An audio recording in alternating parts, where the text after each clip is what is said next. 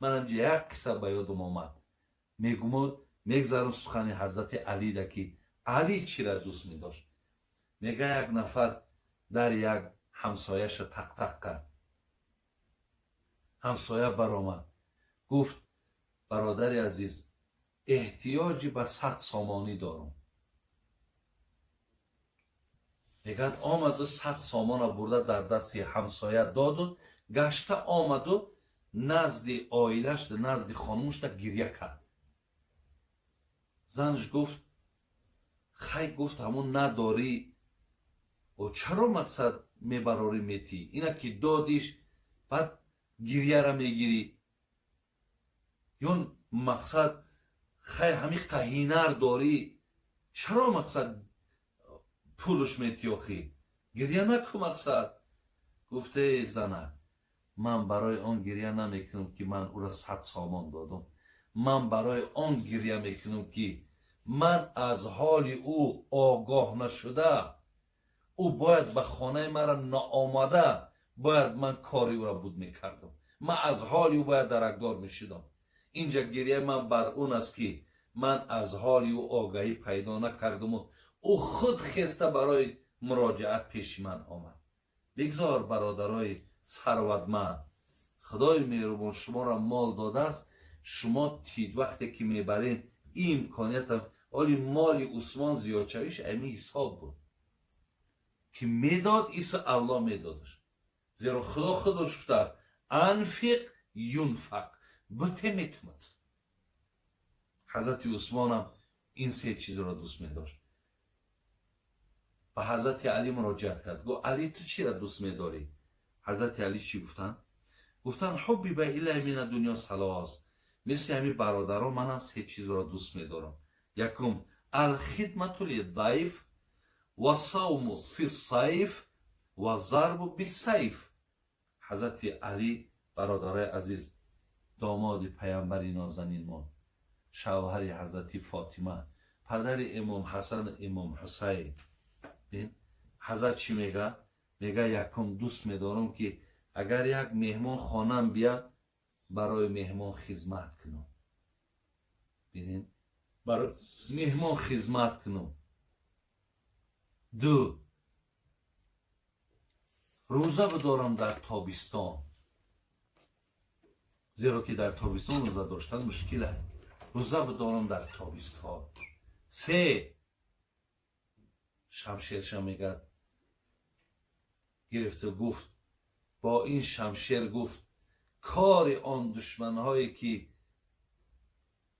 بر دینی تو دشمنی میکنن بر شریعتی تو دشمنی میکنن کار اونها را به این کار دم به انجام برسانم.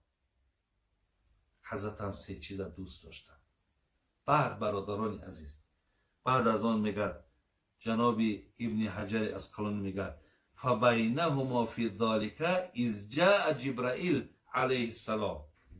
میگه همین زمان وقت صحبت های ناکی بود چی آنچه از دوستداریاشون که داشتن همین زمان میگه بود که جبرائیل نازل شد.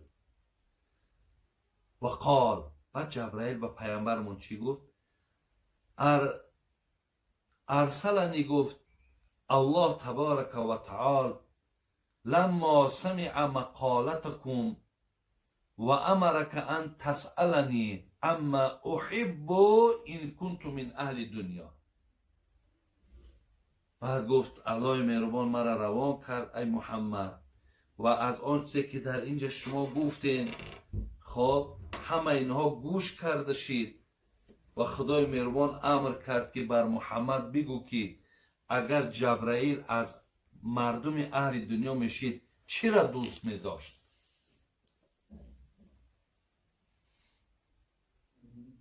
پیامبر ما گفتش جبرائیل برادر اگر تو اهل دنیا میشدی تو چرا دوست می داشتی؟ جبرائیل چی گفت؟ فقال ما تحب ان كنت من اهل دنیا؟ فقال ارشاد الضالین و موانست الغرباء القانتین و معاونت اهل العیال المعسرین. حضرت جبرائیل گفت اگر من از اهل دنیا میشیدم سه چیز من هم دوست میداشتم. یکم کجای در یک آدمی گمراه است، کجای در یک آدمی بیخبر است، کجای در یک آدمی که مقصد کی بودن و چی بودنی خودش نمیداند، بهر چی آمده است، باید چی کار کند. یعنی یک آدمی گمراه میخواهم که در هدایت او واسطه شوم، در هدایت او سبب شوم. یک. دو، در کجایی که یک آدمی پای با عبادت است ولی غریب است، میخوام که همراه اونها باشم. سه، و دوست میدارم در کجایی که یک آدمی بیچاره و کمبغل و ناتوان است، از مال و از داراگیم اونها را کمک کنم. اینها را جبرائیل دوست داشتن. بعد از آن و قال جبرائیل علیه السلام یحب رب العزة جل جلاله من عباده ثلاث خصال. گفت خدای مهربان سه عمل از بندگانش دوست می‌داره. سه عمل از بندگانش دوست می‌داره. یکم،